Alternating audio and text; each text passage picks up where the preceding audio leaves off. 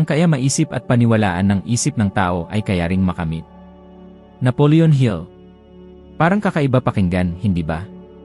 Kasi kung totoo talaga ito, bakit napakaraming tao ang nabubuhay pa rin sa utang, walang tiwala sa sarili, takot sumubok, at umaasa na may himalang mangyayari para magbago ang buhay nila? Siguro, nandoon mismo ang sagot, hinihintay mong maramdaman mong handa ka bago ka kumilos. Pero gaya ng natuklasan ni Hill at pinatutunayan ng agham, hindi ang kumpiyansa ang gumagawa ng pagkilos kundi ang pagkilos ang lumilikha ng kumpiyansa. Ngayon, mauunawaan mo kung paano kayang baguhin ng kaisipan ng mga matagumpay ang iyong pagkakakilanlan, ang iyong kita, ang iyong mga desisyon, at ang direksyon ng iyong buhay. At marahil mapagtatanto mong ang bagong bersyon mo ay nariyan na noon pa man, naghihintay lamang ng pahintulot mong lumabas. Karamihan sa mga tao ay lumalaki sa paniniwalang darating ang araw na parang sa mahika, magigising silang handa. Handang humingi ng pagtaas ng sahod, handang magtayo ng negosyo, handang umalis sa matagal ng tapos na relasyon, handang yakapin ang buhay na palagi nilang ginusto. Pero hindi dumarating ang araw na yon. Hindi ito dumarating dahil ang pagiging handa ay hindi nagmumula sa katiyakan, nagmumula ito sa pagkilos. Iyon mismo ang natuklasan ni Napoleon Hill, hindi mo binabago ang sarili mo sa pag-isip, pagnanais, o paghihintay, nagbabago ka sa pamamagitan ng pagkilos bilang taong nais mong maging, kahit wala pang ebidensya sa paligid mo na ikaw ngayon. Ang utak ay lohikal, naghahanap ito ng mga patunay.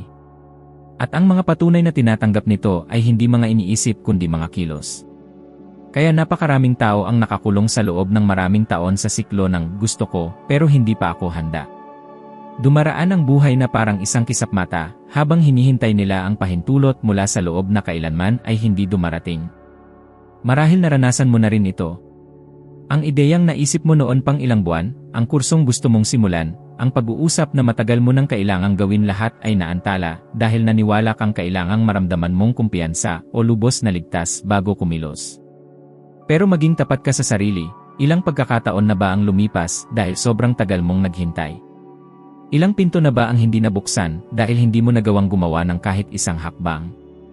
At baka naman ang tinatawag mong, hindi pa ako handa, ay simpleng takot lang na nakatago. Takot na husgahan, takot na mabigo, takot na mapahiya. Takot na subukan at matuklasang mas marami pala ang hinihingi ng buhay kaysa sa kayang mong ibigay. Ang katotohanan ay normal ang mga takot na ito. Ipinapakita ng mga pag-aaral na mahigit 70% ng mga tao ang nakakaramdam na hindi sila sapat upang makamit ang mga bagay na gusto nila, kaya nananatili silang eksakto kung nasaan sila. Pero may isang bagay na madalas hindi napapansin, hindi tumutugon ang mundo sa kung ano ang iniisip mo tungkol sa sarili mo, kundi sa kung ano ang ginagawa mo. Isang empleyadong walang tiwala sa sarili na kumikilos na parang wala siyang halaga ay nakikita bilang karaniwan. Pero ang parehong empleyado, kapag nagsasalita ng malinaw, nag-aayos ng sarili ng propesyonal, at naglalahad ng mga ideya ng may kumpiyansa, unti-unting nakikita bilang isang tao ng mataas na antas. Hindi siya naging ibang tao sa magdamag. Sinimulan lang niyang kumilos na parang naniniwala siya sa sarili niya. At bigla naniniwala rin ang iba. Nangyayari ito dahil ang kilos ay lumilikha ng persepsyon, at ang persepsyon ay nagbubukas ng mga oportunidad. Nakakatawa lang na marami ang nagkakamaling tawagin itong magpanggap hanggang magtagumpay, pero hindi ito ganoon. Ang pagpapanggap ay panlilin lang sa iba. Ang itinuturo ni Hill at pinatutunayan ng makabagong sikolohiya ay ang isabuhay ang mas mataas na bersyon ng sarili upang sanayin ang utak. Hindi ito kasinungalingan. Isa itong paghahanda. Naunawaan ito ni Muhammad Ali ng lubusan. Bago pa man siya maging kampiyon, bago pa man ang mga ilaw at kasikatan, paulit-ulit niyang sinasabi sa sarili, ako ang pinakadakila. Marami ang tumingin dito bilang kayabangan, ngunit para kay Ali, iyon ay isang paraan ng paghubog ng isipan upang paniwalaan ang hinaharap na sarili niya. Ngunit ito ay isang uri ng mental na pagsasanay. Binubuo niya ang isang pagkakakilanlan na napakalakas kaya't ang mundo ay walang ibang pagpipilian kundi kilalanin ito. Katulad ito ng isang klasikong pag-aaral kung saan natuklasan ng mga mananaliksik na ang mga taong nagbibihis na parang mayroon na silang trabahong inaasam ay mas nakikitang may kakayahan, mas kumpiyansa ang tindig, at mas nagtatamo ng magagandang resulta. Ang kasuotan ay hindi nagbabago sa pagkatao, ngunit binabago nito ang paraan ng kanyang pagpasok sa kapaligiran at ang kapaligiran ay tumutugon ayon dito. Para bang pinapagana mo ang isang panloob na mekanismo na nagtutulak sa iyong kilos tungo sa pagkakakilanlan na nais mong katawanin. Ngunit ang pinakamakapangyarihang patunay ng prinsipyong ito ay nagmula kay Napoleon Hill mismo. Sa gitna ng dakilang depresyon, noong siya ay walang pera, may utang, nawalan ng kredibilidad, at wasak sa emosyon, madali sanang magtago, umurong, at tumigil sa pagpapahayag ng sarili. Ngunit kabaligtaran ang kanyang ginawa. Isinuot niya ang kanyang pinakamagandang kasuotan, itinaas ang kanyang balikat, at nagsimulang magbigay ng mga libreng talumpati sa radyo, kahit wala siyang kahit isang pisong pera sa bulsa, mga 1,000 piso sa halaga ngayon. Hindi siya kumilos bilang talunan, kumilos siya bilang isang taong may mahalagang aral na maibabahagi. Dahil sa simpleng kilos na iyon, nagsimulang makita siya ng mga tao sa ibang paraan. Muling nabuhay ang kanyang reputasyon. Bumalik ang kanyang kumpiyansa. Tumugon ang kapaligiran sa tindig na pinili niyang katawanin. At sa pinakamadilim na yugto ng kanyang buhay, doon nabuo ang daan patungo sa paglikha ng aklat na Mag-isip at Yumaman, isa sa mga pinakamaimpluwensyang aklat sa kasaysayan. Isipin mo kung si Hill ay naghintay munang maramdaman na siya ay handa. Isipin kung sinabi niya sa sarili, balang araw gagawin ko ito, ngunit ngayon ay wala pa ako sa tamang isipan. Marahil, ang aklat na nagbago ng milyon-milyong buhay ay hindi kailanman naisulat. At dito pumapasok ang isang hindi maiiwasang pagninilay, ilang pambihirang bersyon ng iyong sarili na wala na dahil naghintay kang maramdaman ang kakaiba bago kumilos. Paano kung ang tanging kulang sa iyong buhay upang ito'y umusad ay hindi mas maraming pera, hindi mas mahabang oras, hindi mas matinding tapang, kundi simpleng desisyon lang na kumilos na parang ikaw ay naniniwala sa sarili mo? Subukan mo ito. Bukas ng umaga, tanungin ang sarili, kung ako na ang pinakamatagumpay na bersyon ng aking sarili, ano ang gagawin ko ngayon? At gumawa ng isang aksyon na tugma sa sagot na iyon. Marahil ito'y pagpapadala ng mensaheng matagal mo nang ipinagpapaliban. O pagdedesisyon na matagal mo nang iniiwasan. O simpleng pagharap sa mundo na may ibang tindig. Ang mga ganitong kaliit na kilos ay maaaring mukhang walang halaga sa sandaling iyon, ngunit unti-unti nitong binubuo ang isang ganap na bagong pagkakakilanlan. Ganito mo binabago ang paniniwala ng mundo tungkol sa iyo, sa pamamagitan ng pagbabago muna ng paniniwala mo sa sarili mong kakayahan. Karamihan sa mga tao ay nabubuhay sa isang estado ng kalituhan na mukhang pagkilos. Gigising sila ng maaga, magtatrabaho buong araw, lulutas ng mga problema, haharap sa mga hindi inaasahan, at matutulog ng pagod, ngunit pakiramdam nila'y wala silang narating. Parang nagsasagwan sa madilim na lawa, gumagamit ka ng lakas, napapagod ka, ngunit wala kang ideya kung saan ka patungo. Ito ay dahil kulang sa kanila ang isang bagay na itinuturing ni Napoleon Hill na ganap na mahalaga, malinaw na kaalaman sa kung ano ang tunay na ninanais. Hindi basta malinaw sa ibabaw, kundi malinaw sa detalye, nasusukat, at halos nahahawakan. Kung wala ito, bawat pagsisikap ay nagiging sayang lang. Kahanga-hanga kung paano sumasagot ang karamihan kapag tinatanong, ano ang gusto mo sa buhay? Kadalasan, malabo ang sagot, gusto kong maging masaya. Gusto kong kumita ng mas maraming pera. Gusto kong magkaroon ng kalayaan. Gusto kong magkaroon ng mas magandang buhay. Ngunit kung walang detalye, walang saysay ang mga salitang iyon. Ayon kay Hill, ang malabong hangarin ay nagbubunga ng malabong resulta. Kapag pinayagan mong gumala ang iyong isipan sa mga malabong ideya, wala itong lakas para magtrabaho para sa iyo. Para itong pagtapon ng palaso habang nakapikit. Maaaring minsan ay makatsamba ka, ngunit hindi mo kailanman magagawang ulitin ang parehong resulta. Kapag malinaw mong itinakda kung ano talaga ang gusto mo, nagsisimula ng kumilos ang iyong isipan, sinusuri nito ang mga impormasyon, natutukoy ang mga pagkakataon, at nakakalikha ng mga koneksyon na dati hindi mo namamalayan. Pinatutunayan ito ng agham ng malinaw. Sa isang pag-aaral mula sa Universidad ng California, natuklasang ang mga taong nagsusulat ng kanilang mga layunin ng malinaw at nirerepaso ito ng regular ay may humigit kumulang 2 ulit na mas mataas na tsansang makamit ang mga ito kumpara sa mga taong basta lamang nag-isip ng positibo. Ang pagsulat ay nagbabago ng isang ideyang malabo tungo sa isang panloob na kasunduan. Hindi na itinuturing ng iyong isipan ang ideya bilang isang pantasya, kundi bilang isang layuning kailangang matupad. Marahil ay naranasan mo na ito kahit hindi mo napansin, kapag nagpasya kang bumili ng isang partikular na kotse, bigla mo itong napapansin saan ka man magpunta. O kapag natutunan mo ang isang bagong salita, tila ito'y laging lumalabas sa mga pag-uusap, mga video, at mga libro.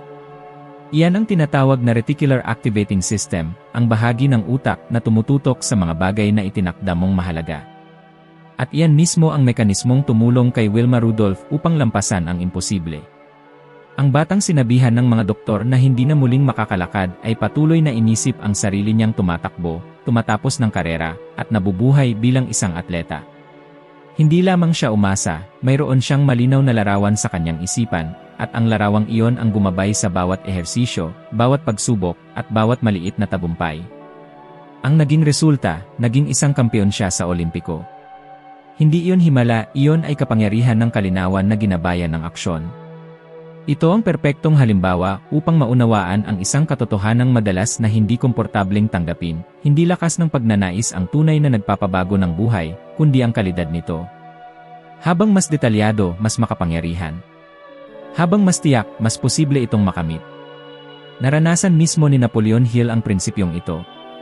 Gumugol siya ng mga dekada sa pakikipanayam sa mga pinakamaimpluwensyang tao ng kanyang panahon dahil mayroon siyang layuning kasing linaw ng kristal, tuklasin at isaayos ang pilosopiya ng tagumpay upang maituro ito sa buong mundo. Hindi niya alam kung kailan, paano, o sino ang tutulong sa kanya, ngunit alam niya ng eksakto kung ano ang kanyang gustong likhain. Ang kalinawang iyon ang nagtulak kay Andrew Carnegie, isa sa mga pinakamayayamang tao sa kasaysayan, na makipag-usap sa kanya sa loob ng ilang oras. Dahil din dito, nabuksan ang mga pinto para sa mga panayam kasama sina Thomas Edison, Henry Ford, at daan-daang iba pang mga dakilang personalidad. Tunay ngang ang buhay ay kumikiling sa mga taong marunong humiling ng may katiyakan. Ngunit ngayon, panahon na upang ituon mo ang tingin sa sarili mong buhay. Ano ba talaga ang gusto mo, ng malinaw at tiyak? Gaano karami ang nais mong kitain, eksaktong magkano at hanggang kailan? Anong uri ng pamumuhay ang gusto mong maranasan? Saan mo gustong magising makalipas ang 5 taon? Kasama ang sino? At anong ginagawa mo? Kung hindi mo kayang sagutin ng malinaw ang mga tanong na ito, maaaring nabubuhay ka lamang sa otomatikong takbo, tumutugon sa mga pangyayari sa halip na ikaw ang lumilikha ng mga ito.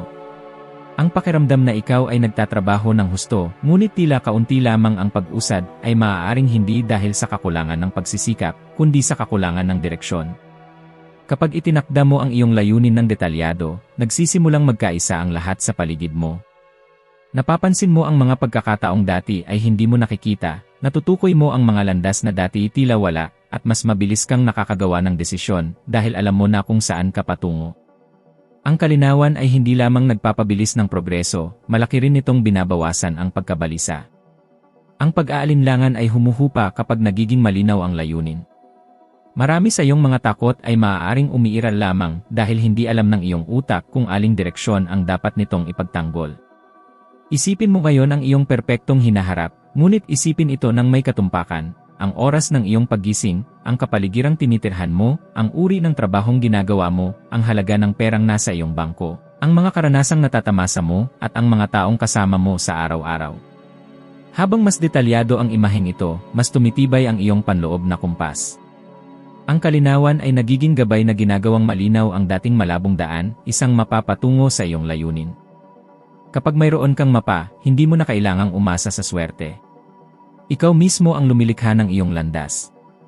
Isulat mo ang iyong pangunahing layunin na parang ito ay isang kasunduan sa pagitan mo at ng iyong hinaharap, isang tiyak na halaga, isang itinakdang panahon, at isang malalim na dahilan. Sapagkat gaya ng sinabi ni Hill, ang isang matinding pagnanais ay kailangang magkaroon ng anyo, kung hindi, ito ay mawawala na parang usok. At kapag binigyan mo ng hugis ang iyong pagnanais, mapapansin mong ang buhay ay nagiging mas magaan, mas malinaw, at mas may direksyon.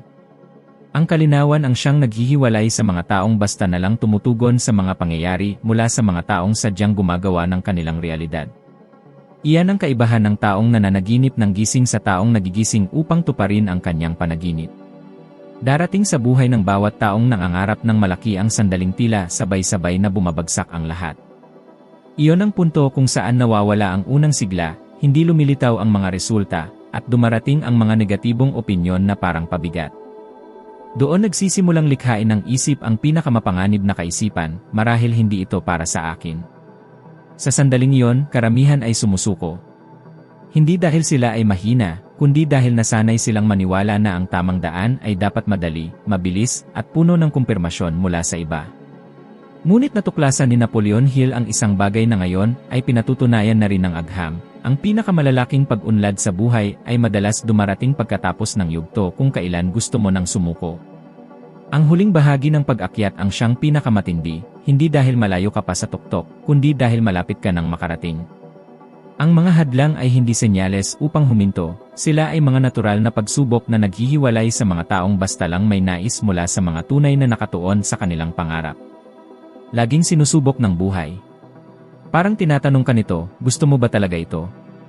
At ang sagot ay hindi sa pamamagitan ng mga salita, kundi ng iyong mga kilos.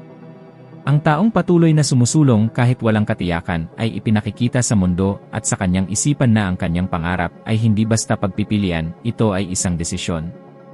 At ang ganitong mga desisyon ay humihila ng resulta dahil lumilikha ito ng pagkakapare-pareho, at ang pagkakapare-pareho ay nagiging tiwala, na kalaunan ay nagiging tuloy-tuloy na pagdalaw.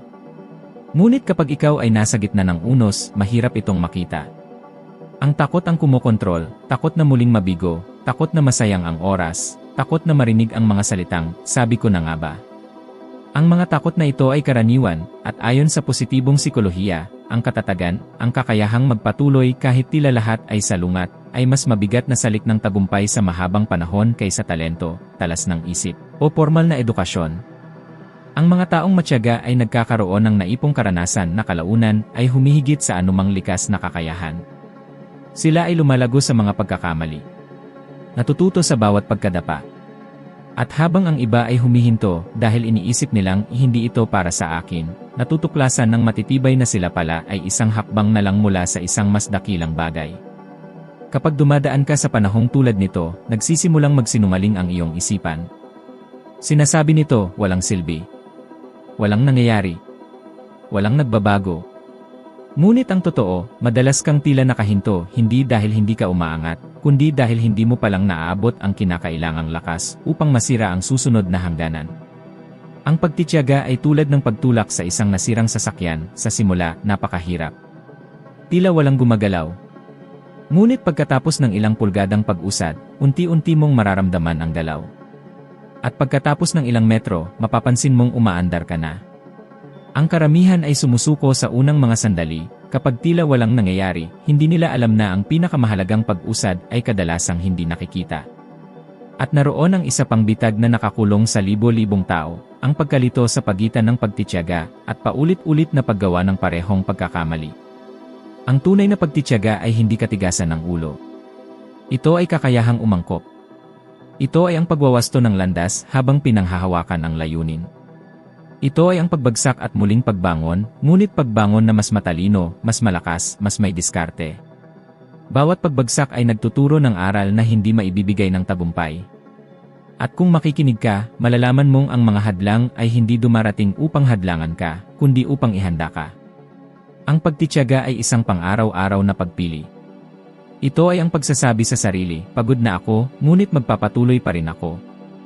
Nagdududa ako, ngunit hindi ako titigil. Ngunit patuloy akong lumalaban. Nadadapa ako, ngunit bumabangon muli. Ang bawat pagsubok ay nagiging palatandaan na ikaw ay nasa tamang landas, sapagkat ang mga daang tunay na mahalaga ay kailanman hindi magiging madali. Ang mga ito ay humihingi ng pagbabago.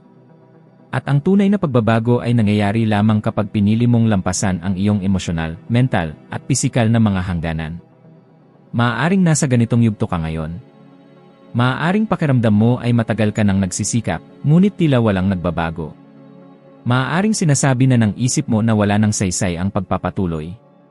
Ngunit paano kung sa mismong sandaling ito ay kailangan mo pang magtiyaga? Paano kung ang lahat ng iyong pinapangarap ay nasa kabilang panig lamang ng kabanatang iyong tinitirhan ngayon? Sa mga sandaling ito, hindi ka dapat huminto. Sapagkat kapag naiisip mong sumuko, iyon ang sandali na pinakamalapit ka ng maging taong palagi mong gustong maging. Ang pagpupursigi ay ang pagtawid sa di nakikitang linya na naghihiwalay sa mga nangangarap mula sa mga tagumpay na nakakamit. Ang paniniwala sa sarili ay ang tahimik na puwersang naghihiwalay sa mga gumagawa ng kababalaghan mula sa mga nananatiling mangarap. Hindi ito bagay na agad mong nakikita, hindi rin ito agad napapansin ng iba, at kung minsan, ni ikaw mismo ay hindi mo napagtatanto na unti-unti mo na itong binubuo. Ito ay isang panloob na paninindigan na lumalago sa gitna ng kadiliman, sa mga panahong walang pumapalakpak, sa mga sandaling hindi mo pa nakikita ang mga resulta, at sa mga oras na maging ang sarili mong isip ay nagsisimula ng questionin ang iyong mga desisyon. Sinabi ni Napoleon Hill na ang pananampalataya ay parang walang hanggang elixir na nagbibigay buhay sa mga ideya at walang mas tumpak na paglalarawan kaysa roon. Sapagkat ang taong may pananampalataya sa sarili ay kumikilos bago pa man makakita ng bunga. Kumikilos bago pa man magkaroon. Kumikilos bago pa man makilala. At sa mismong pagkilos na iyon, hinuhubog niya ang kanyang realidad. Ang malaking problema ay marami ang nagkakamali ng pag-unawa sa pananampalataya. Akala nila, kailangan munang maramdaman ang tiwala bago simulan ang isang bagay. Sa katotohanan, ang pananampalataya ay ang kakayahang magpatuloy kahit na mabilis ang tibok ng puso, nanginginig ang mga kamay, at sumisigaw ang pagdududa sa loob ng isipan. Ang pananampalataya ay hindi kawalan ng takot, ito ay kilos sa kabila ng takot. At dito nagmumula ang malaking pagkakaiba, dahil palaging may takot, lalo na kapag humahakbang patungo sa isang bagay na dakila. Takot na mabigo, takot na tanggihan, takot na mapansin habang sumusubok. Maraming tao ang hindi nakakatamo ng anumang makabuluhan sa buhay dahil sa isang dahilan, pinapayagan nilang mas malakas ang boses ng takot kaysa sa boses ng kanilang kaluluwa. Nakakabighani isipin na kinumpirma na ito ng makabagong agham ng utak, hindi kayang makilala ng isip ang ganap na pagkakaiba ng totoo at ng masidhing imahinasyon. Kapag malinaw mong iniisip ang isang sitwasyon na may kasamang damdamin, naglalabas ang iyong utak ng mga kemikal na parang totoong nararanasan mo iyon. Ito ang dahilan kung bakit ginagamit ng mga atleta ang biswal na pag-ensayo bago ang kompetisyon. Paulit-ulit nilang iniisip ang tagumpay hanggang sa dumating ang tunay na sandali, at ang kanilang katawan ay tila alam na kung ano ang dapat gawin. Ang isip ay sinanay na ang realidad bago pa man ito mangyari.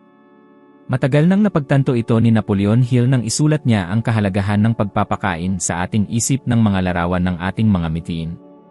Alam niyang kapag tinanggap ng isip ang isang bagay bilang posible, hahanapan ng katawan ng paraan upang ito'y maging totoo. Ngunit walang halimbawa na mas makapangyarihan kaysa sa mismong karanasan ni Napoleon Hill. Dumaan siya sa mahabang panahon na wala siyang pera, wala siyang tulong, wala siyang tagapaglimbag, at walang katiyakan kung magtatagumpay siya.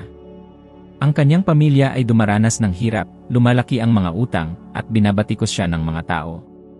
Ngunit patuloy siyang nagsusulat, nag-aaral, at nagpupunyagi, bumubuo sa loob niya ng isang pananampalatayang napakalalim na iyon na lamang ang natitirang hindi gumuho. Nang tanungin siya kung bakit siya nagpapatuloy kahit walang resulta, sumagot siya, dahil ito ang pagkatao ko. Sa isang pangungusap, ipinaliwanag niya ang tunay na diwa ng pananampalataya, hindi ito nakabatay sa kapaligiran, kundi sa pagkakakilanlan. Hindi ito umaasa sa nakikita mo, kundi sa kung sino ka sa iyong pinaniniwalaan. Ang lahat ay nakasalalay sa kung ano ang pinipili mong paniwalaan na ikaw ay. At marahil ngayon ay nauunawaan mo na kung bakit napakaraming tao ang paulit-ulit na nabubuhay sa parehong siklo ng pagkadismaya. Naghihintay sila ng pagkilala mula sa iba, isang papuri, isang resulta, isang senyales, bago nila simulan ang paniniwala sa kanilang sarili. Ngunit mali ang pagkakasunod na iyon, maniniwala lamang sa iyo ang mundo kapag ikaw muna ang naniwala sa sarili mo. Kapag lumalakad ka na may panloob na paniniwala, kahit tahimik lang ito, nagbabago ang iyong mga kilos, ang iyong tindig, at ang paraan ng iyong pagpapasya. Nagsisimula kang makita ang mga pagkakataon na dati mong hindi pinapansin, natututo kang magsabi ng "i" sa mga sitwasyong dati mong kinatatakutan, at nagsisimula kang tumanggi sa mga bagay na ubos sa iyong lakas. Ang tiwala sa sarili ay muling inaayos ang iyong buhay mula sa loob patungo sa labas. Isipin mo kung ilang beses ka nang sumuko dahil walang naniwala sa iyo. Ilang beses mo nang pinagdudahan ang iyong kakayahan dahil iba ang ipinapakita ng mga kalagayan. Paano kung sa lahat ng panahong iyon, hinihintay mo lang na maniwala muna ang mundo, gayong ang kailangan mo lang gawin ay ang unang hakbang sa loob mo? Hindi mo kailangang maghintay ng katiyakan para kumilos. Ang kailangan mo ay desisyon. Kailangan mo ng tapang na sabihin sa iyong sarili, kahit walang ebidensya, naniniwala akong kaya ko. Ang ganitong uri ng pananalig ay lumilikha ng bagong pagkakakilanlan. At kapag nagbago ang pagkakakilanlan, nagsisimula ring magbago ang lahat sa paligid mo.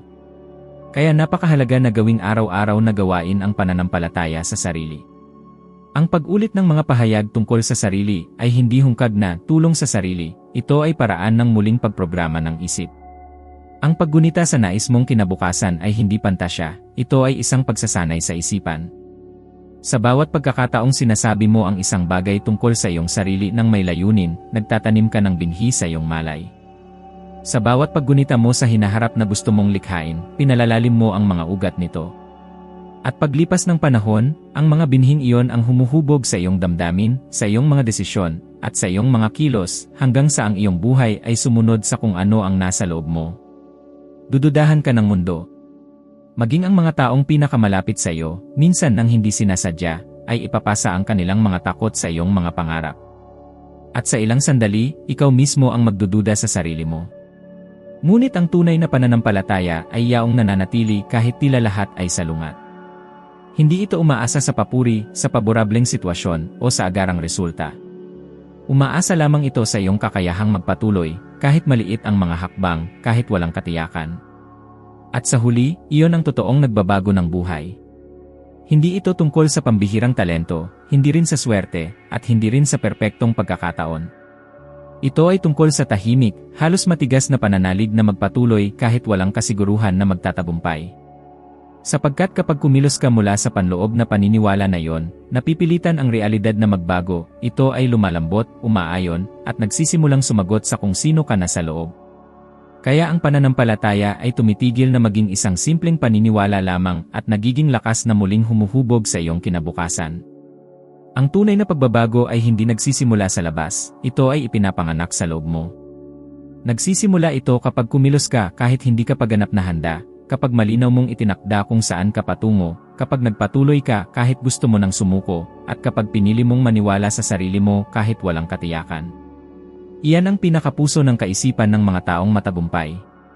Hindi ito tungkol sa pagiging perpekto, hindi tungkol sa kadalian, kundi tungkol sa pagkakakilanlan, direksyon, at pagpapatuloy. At kung narito ka ngayon, kung nakarating ka sa sandaling ito, ibig sabihin ay may bahagi sa iyo na alam ng karapat-dapat ka sa higit pa kaysa sa buhay na mayroon ka ngayon. May bahagi sa iyo na gising na, nagnanais na lumago, nagnanais na putulin ang lumang siklo, nagnanais na umunlad. Ang paglalakbay ay hindi nagtatapos dito, ito pa lamang ang nagsisimulang lumakas. Ang susunod na video na nakikita mo sa iyong screen ay ang susunod na hakbang sa ebolusyong ito. Bawat video ay isang baitang, at sa susunod ay aakyat ka pa ng isa, nagiging mas mahusay ng kaunting bahagi kaysa dati. Salamat sa paglalakad na kasama ko hanggang dito.